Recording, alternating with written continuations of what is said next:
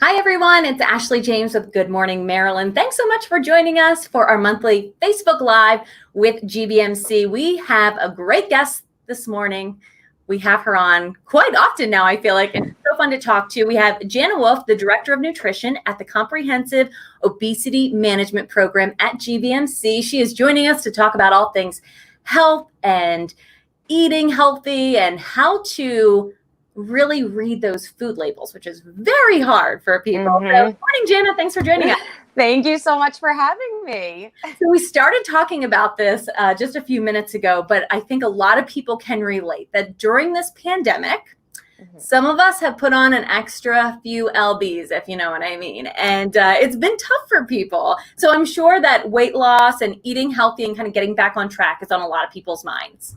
Totally. And I work with patients every single day, all day long. And this is pretty much what I'm hearing. And we actually were talking before we went live, and some people are losing and some people are gaining. But regardless of where you're at with your weight management journey, it doesn't matter. It's always good to know what to look at on a food label, because we all go grocery shopping. Even if we're online going grocery shopping, you still need to know what to look for, because these food companies are trying to have you buy their product. Right. So the marketing on the front of the product is always going to be flashy and gorgeous, and you're going to want to buy it, right?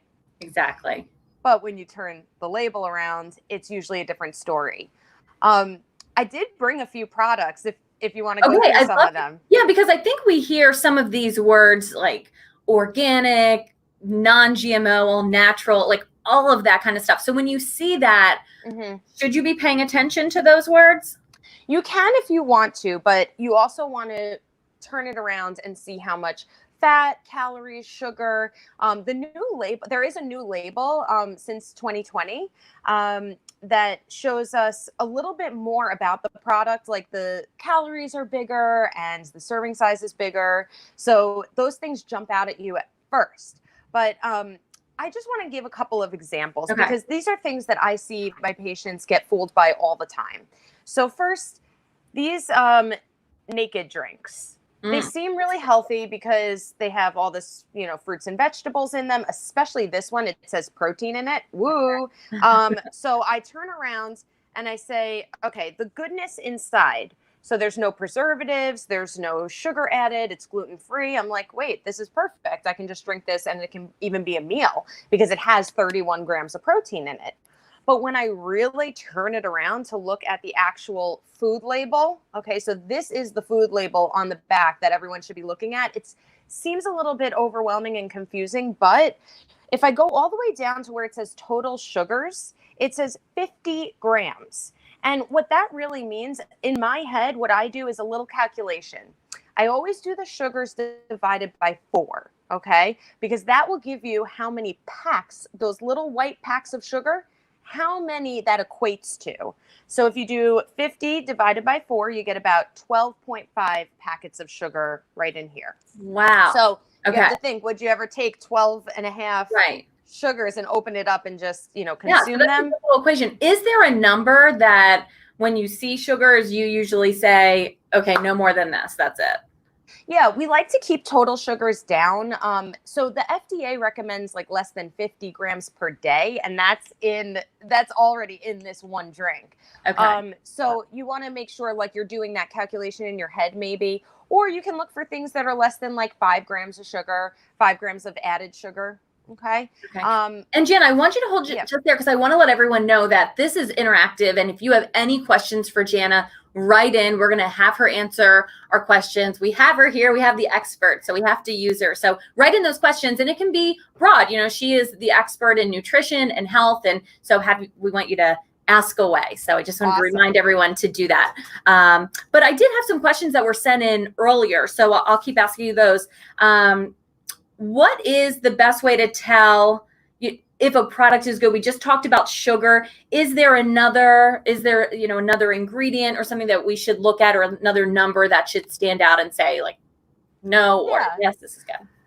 Sometimes I look right to the ingredients that are right under the nutrition label. And if it's a really long list of ingredients, even that I don't recognize, I'll usually put it down. I tend to shop on the outer aisle of the grocery store. I'm sure many people have heard this tip.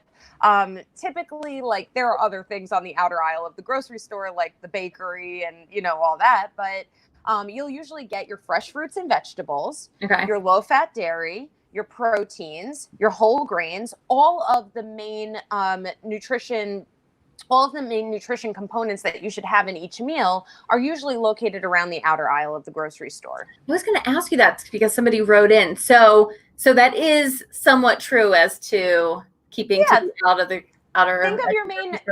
Okay. If you think of your main food groups, they're usually on the outer aisle. If you think of the inner aisles, there's usually like, the sodas, the snacks, the candies, the sugary cereals, things like that. Now, of course, you're going to go up and down the aisles and get what you need because there are really healthy things inside the aisles. Right. But I would actually make a list before you go in and not just wander around, and do not go to the grocery store hungry. That's the first thing. Okay, so we have some questions coming in. So cereals. I know I'm sort of in this phase with my son right now. He loves to snack on those Honey Nut Cheerios. But cereals, what is the sugar content that we should not go over? And what are your thoughts on cereal in general? Yeah, cereal in general is fine as long as the sugar is a little bit lower. I usually tend to look for the ones that are non-sweetened, especially, I know this doesn't sound as exciting, but things like the high fiber cereals. Also, Goleen by Kashi is a really good one because it has a nice addition of the protein. The thing about cereals is that it doesn't have a lot of protein in it. Mm-hmm. But my sort of theory is that everything can fit into a diet, okay? But you have to follow the serving size. The serving size is right at the top of the nutrition label. If you follow that and you use maybe like a fat-free or 1% milk in there, and then you pair it with a protein like a couple of boiled eggs, or a little protein shake, or, some turkey bacon, something like that, you're fine because then you have a balanced meal. Okay, so Dorothy writing in, having these sugar guidelines, super helpful. That grams of sugar divided by 4 calculation. I'm going to use that. Okay, what do you think about intermittent fasting? I think that there's a good amount of research on it, that it's good for managing blood sugars. I tend to believe, though, that any sort of change in your diet, whether it's intermittent fasting, etc., doesn't matter. You're going to be removing some of the excess that you typically consume, not even realizing it. Intermittent fasting is usually picking a time frame where you can eat anything you want. But I do recommend not just having like one meal a day and calling it a day. For some people that does work. I know for a lot of my patients with type 2 diabetes or blood sugar issues or even pre-diabetes, you need to keep your blood sugar stable throughout the day. So having a few meals with protein and healthy carbohydrates all throughout the day will keep your blood sugar more stable. And I think that that's important for everyone, regardless of your health status. Mm-hmm.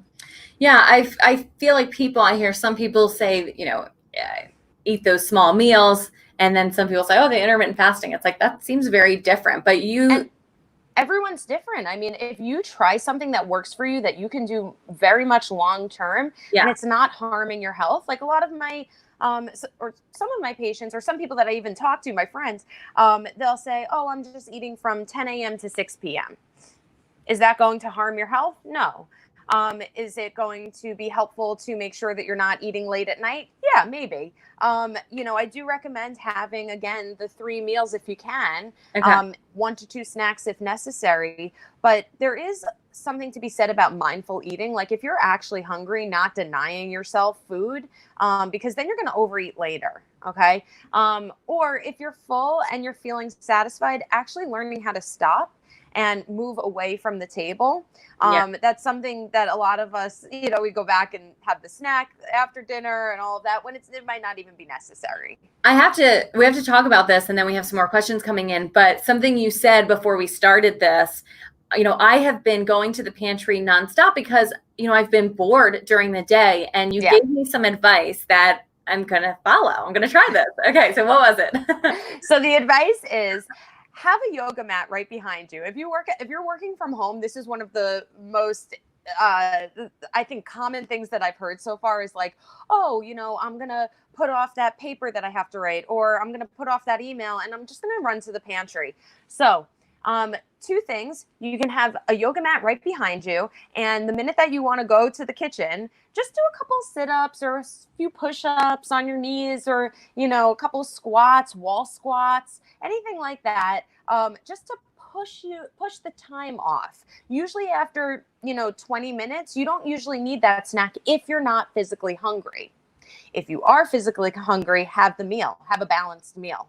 And then also making your environment a little bit more user-friendly. I always tell everyone, nobody really has willpower. The people that have willpower make their environment easier to live in without always constantly going to the pantry. So for instance, me, I can't have cookies in the house. If I have cookies in the house, I'm going to go immediately to the pantry and eat them and not care. So I don't keep them in the house. And if you know that there are things that you cannot keep in the house because you're just going to eat them, take them out, give them to a friend.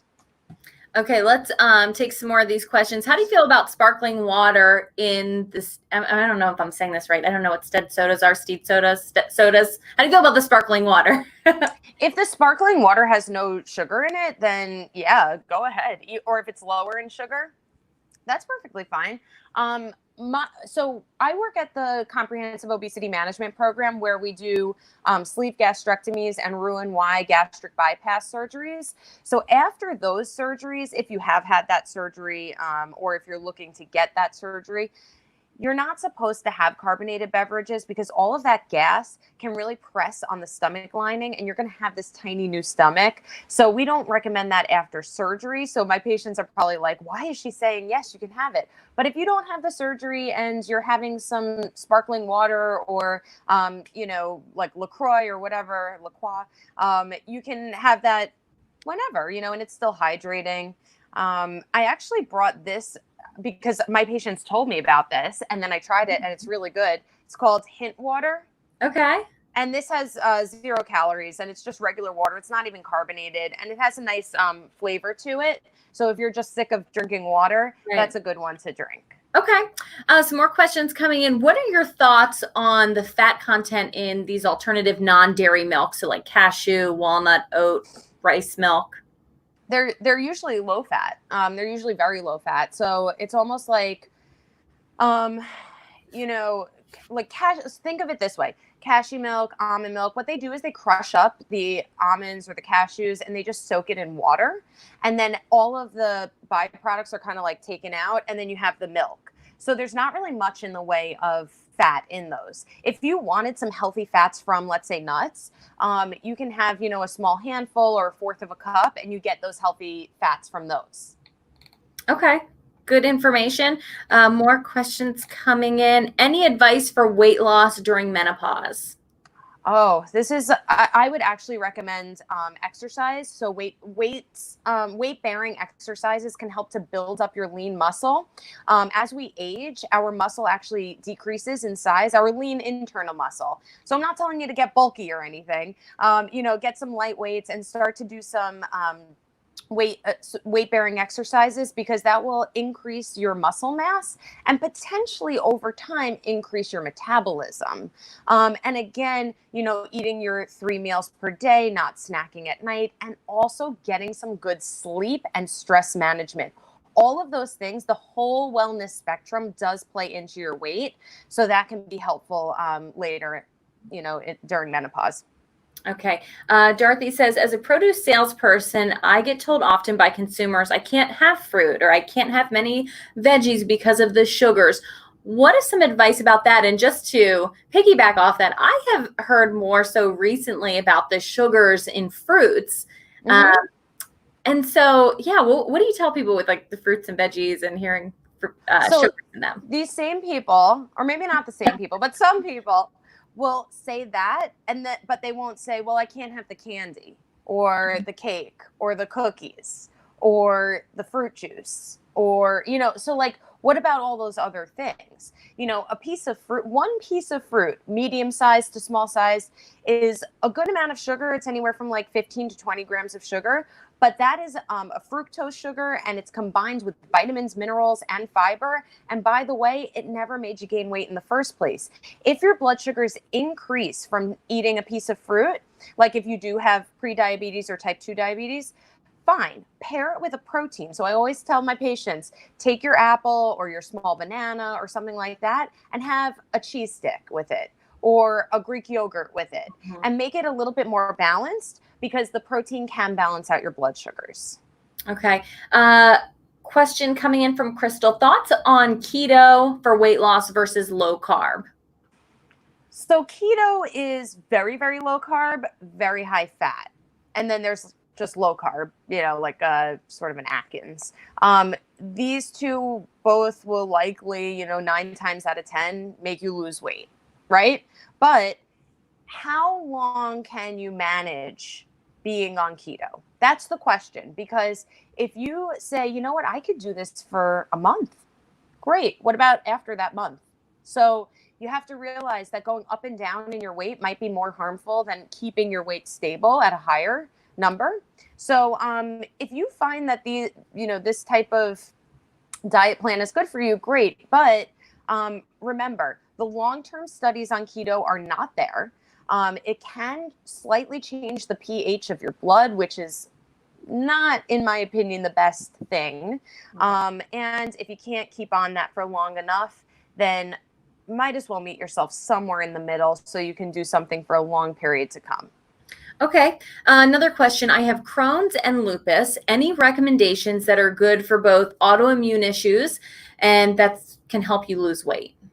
So I would refer you to a dietitian that specializes in Crohn's and lupus and autoimmune deficiencies, because unfortunately, that's not my specialty, and I don't want to give a general recommendation for that. But if you go on eatright.org, you can find in your area dietitians that specialize in this. So that's eatright.org.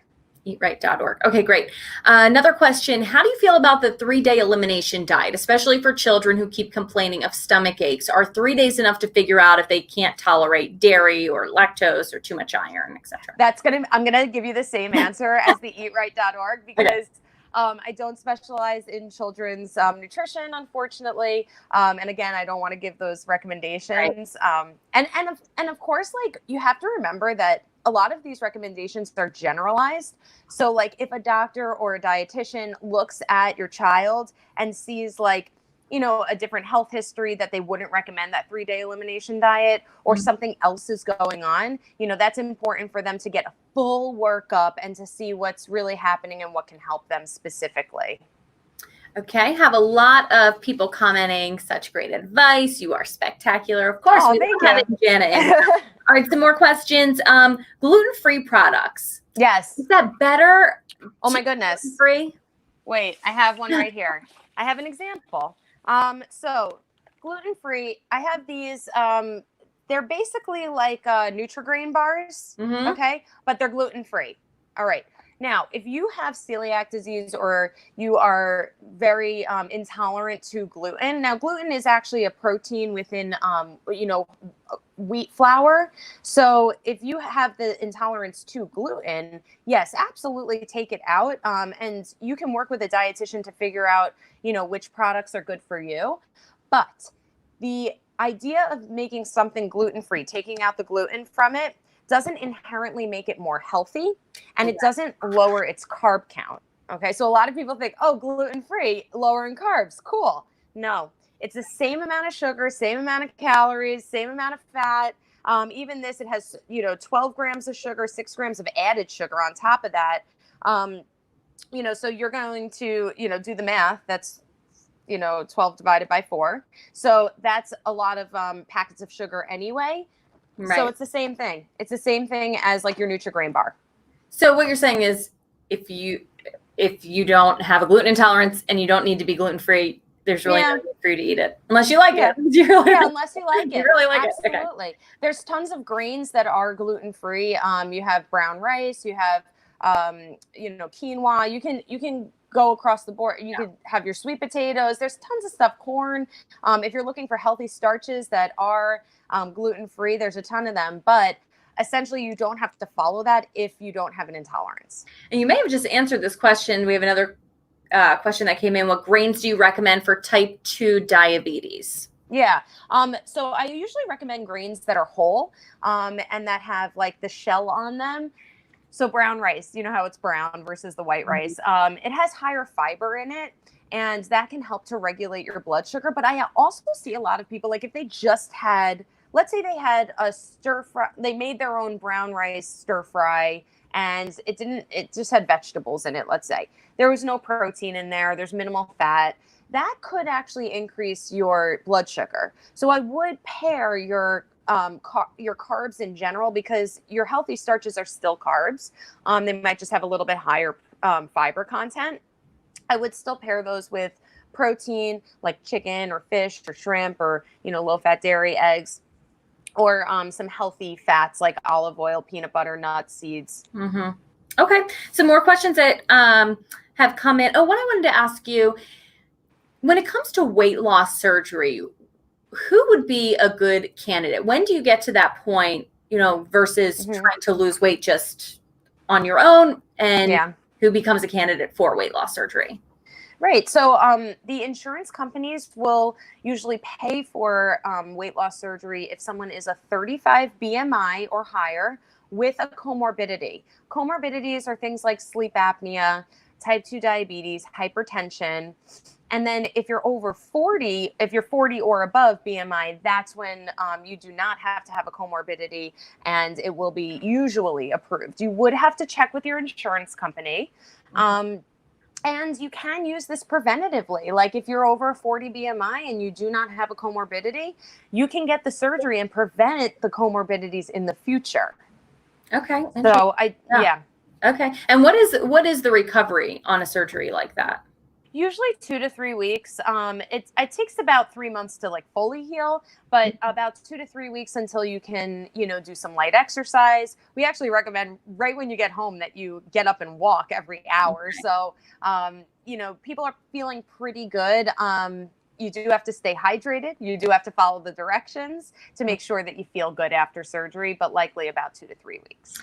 Okay. For people who are working from home right now, a question came in. What can I keep in the house to help make me feel energized and help me maintain my weight, especially, during this pandemic? Yes. So first off, you can meal prep. You can have some meals that are ready to go. And those meals should be balanced. So again, having a source of protein, like for me, I always like to have frozen turkey burgers and cauliflower rice and, some sweet potatoes in the fridge ready to go. That for me is like easy. Or some, turkey meatballs or chicken meatballs. You can have regular, if they're, I usually recommend leaner. Have some, red sauce that's lower in sugar. I usually go for 6 grams or less with the red sauce for sugar, and some frozen vegetables that you could just throw on top. So easy, quick things that you don't have to think about or prepare. That's the best way to go. What you shouldn't have in the house are what I call your trigger foods. I mentioned them before. For me, it's cookies or sweets, even things like chips. So I just wanted to show you one thing about chips. Okay. Because I did bring another product that I thought was pretty interesting. Because we're always looking for like snack foods that are healthier, you look at a package like this and it says less sodium, 50% reduced. And honestly, Jen, I'm just going to let you know that I bite every time. I'm like, yes, less sodium. Yes, this is for me. The people are paid to make the front of the packaging very appealing. Yeah. So they do a good job. Now, if you are watching your sodium, if you do have high blood pressure, yes, of course, you want to get the lower sodium options. But the nutrition value on this is exactly the same, minus the sodium, is exactly the same as a regular chip. Gotcha. Okay? More questions coming in. How do you overcome late night hunger? This is it's a big question, because a lot of people have issues with late night hunger. Now, I always ask, do you eat enough during the day? Like, is it actual physical hunger? And if it's not actual physical hunger, great. Then there's a couple of things we could do. I'm going to start with if it is physical hunger, though. It might mean that you're not getting enough nutrients during the day. A lot of people like to restrict and say, oh, I'm doing so well, up until 4 o'clock, and then you're eating whatever. Mm-hmm. And then at night you want to have a snack on top of it. People pair relaxation and watching TV or, just like winding down with a snack. So we have to break that pairing. It's almost like, the cigarette and the coffee, those things are paired together. So once you do one thing, your brain is triggered to do the other thing. If you find that this is an issue with you, A, keep the snacks out of the house. B, it usually takes about 20 minutes for a craving to pass. Sometimes I'll just pop a sugar-free gum in my mouth if I know that I've had enough for the day, mm-hmm. or I might be thirsty. Sometimes thirst comes in the form of a little bit of hunger. Or just do something else. Call my mom, call whoever. So doing something else or even getting outside, anything that will take you away from the kitchen, if and only if you're not physically hungry, but it's just kind of like a mouth or a head hunger that you just want something. Mm-hmm. Okay. Let's see. Another question coming in. Diane says, love the advice. Do you recommend eating 6 smaller meals and adding a few protein shakes during the day? I guess it depends. Protein shakes are interesting. They don't really fill you up as much as a full meal because it's not solid. So if you find that protein shakes don't keep you for long enough or don't hold you, then don't have them. They're not 100% necessary. A lot of my patients that go through surgery, they have to have protein shakes right after surgery because they can't have solid foods since your stomach is healing. So you have to have a liquid source of protein. Sometimes they can't get enough protein in their diet because they're not hungry enough. Mm-hmm. So getting the shake in is a way to supplement the diet with extra protein. If you find that it's easy for you, you're like, you know what, I have a salad, but I don't have any protein with it. Let me grab a protein shake. It's easy. Then fine. Yeah, sure. Okay. You mentioned some of your kind of go-to meals that you prep, keep in the fridge. But what about the snacks? We've talked that a lot of people just want to eat something. And when you really are craving a snack, what are some healthy go-tos that you can have in your house? Yeah, I challenge people to think about snacks as small meals. So even if you had like a little bit of leftover from a previous meal, that could be a good snack because it can actually hold you and fuel you. If you're really just looking for something crunchy, you can, people are going to roll their eyes, but you can have your baby carrots, your cucumbers, your sliced carrots with some hummus or some low-fat dressing. You can do, there's those little Parmesan crisps. If you're watching your carbohydrate count and you don't want to do regular chips because you're going to eat the whole bag, there are things called Quest protein chips. Those have a good amount of protein in them, so they actually fill you up. If you are going to just have some regular chips, who cares?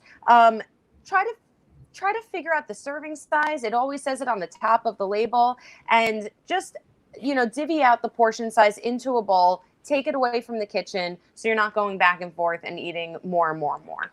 Gotcha. I want to touch back on organic or organic foods.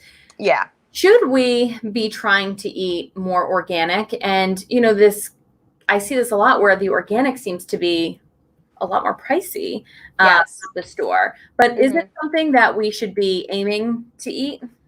Not necessarily. I mean, if you can't afford the organic options, you can just get the regular options. And sometimes actually they're even organic. It costs a lot of money to get the organic label onto a piece of food or a product. So I would recommend, eating fruits and vegetables, especially that's what people are looking for. Should my fruits and vegetables be organic? Yes, it doesn't hurt. Organic is basically not using extra synthetic fertilizers or pesticides, and at least 95% of the ingredients are organic. So that's great. I always recommend that. And it's nice to have that. But if it is really cutting into your budget and you just want to buy more fruits and vegetables, take them home, really clean them well. There are actually vegetable and fruit cleaners that you can get to get the pesticides off of them.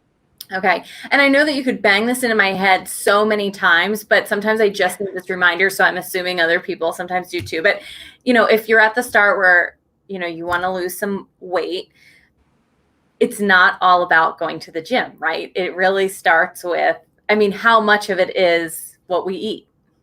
So both exercise and diet play a role in your weight management. Absolutely. Some people are looking for a major drop on the scale, and you're not going to get that from the gym, but maybe in like 2 months, you'll get some droppage. But that's why it has to become part of your lifestyle, because it's not an overnight or a 1 week or 2 week thing. So I would start by incorporating both. Any type of physical activity that you love, start doing it. If you can do it every day for 20 minutes, awesome. If you can't, do it 3 times a week, do it once a week. It doesn't matter. You got to start somewhere. And exercise can help with all other aspects of weight management, like stress and sleep, which plays such a role that we don't even realize on a day-to-day basis how big of a role that plays in our weight management. And it can also regulate your blood sugar. So over time, if you're exercising often, your hunger levels might even out a little bit more, which is nice. And if you're wondering, yes, you're going to drop more pounds on a scale if you're watching how much you consume. So one of the best ways to do that, if you're just starting out and you want to see how much you're actually consuming right now, download an app like MyFitnessPal or Lose It or Berrytastic, and just see on a regular day how much you're eating. Log it in and say, oh, okay, maybe I'm consuming a little extra, maybe a little over 2,000 calories, 2,200 calories, 3,000 calories, and not even realizing it. So that's a good way to raise your awareness. All right, before we go, we have another question that came in. Speaking of protein, how do we calculate how much we are supposed to be having per day? Some days it seems like we eat a ton, others not so much. Is there a tool out there to determine roughly how much we should have? So you can actually go on to, again, MyFitnessPal will give you, based on your height, your weight, your gender, what you're supposed to be consuming for weight management. There is a calculation. It's a little more tough, like 1.2 to 2 times the kilograms of weight that you weigh, and that's a little bit more, you might actually want to see a dietitian based on that, especially if you have any health history, or if you have like chronic kidney disease, or you have to watch your protein in any way. So you can even Google how do I calculate my protein, and it'll be anywhere from 1.2 to 2 grams times your kilograms that you weigh. And you can figure out your kilograms by taking your weight and dividing it by 2.2. I know that's like, thank goodness there are calculators. Yeah, I know. It's it's very complicated. That's why I just say, if you're just casually wondering how much you should consume, you can just go on to MyFitnessPal or Lose It or Berrytastic. Some people take their weight, they divide it by 2. There's a couple of different ways of doing it. Okay, well, those are all great tools, great resources. Do you guys have at GBMC a website? I know we put it up there, but just want to have you talk about it a little bit, and also what resources you offer. Yes, of course. So we are available at gbmc.org/weight loss. We are taking patients, and we mostly only see the patients that are interested in getting weight loss surgery, but you can sign up at any time. Just go to the website. We are 100% virtual, so our entire office is virtual. I'm seeing patients every single day, all day, and I also have tons of support groups. I have guest speakers at our support groups multiple times a month, and we even have a medical weight loss program that we're doing now, where I do 2 support groups per week. So there's a lot to offer. I have all of my educational materials online. So I offer meal planning and, grocery lists and all of that. Yeah. And it sounds like that is super helpful in being successful, is having those support systems and someone holding you accountable. We have an entire Facebook group that is private, secret, that anyone can join. And it's one of the best resources that we have. And I would say in any weight loss program, this is the best resource that we've ever had, because you have all of the people that have gotten surgery or are getting surgery asking questions, getting good advice, seeing what people are eating, all of that. And it's just a big family. So I love it. It's part of my job. I answer questions all the time. So that's, I think, one of the best pieces of our program is the support system. Yeah. Well, thank you so much. A lot of people writing in saying thank you. You have been an incredible resource for them. Jana, thank you. Director of Nutrition at the Comprehensive Obesity Management Program at GBMC. Jana, thank you so much. It was so fun to talk to you today and see you again, even if it's the computer. I know. I appreciate it. Thank you so much for your time. All right. Thanks, Jana. We'll talk to you soon. Bye. Bye.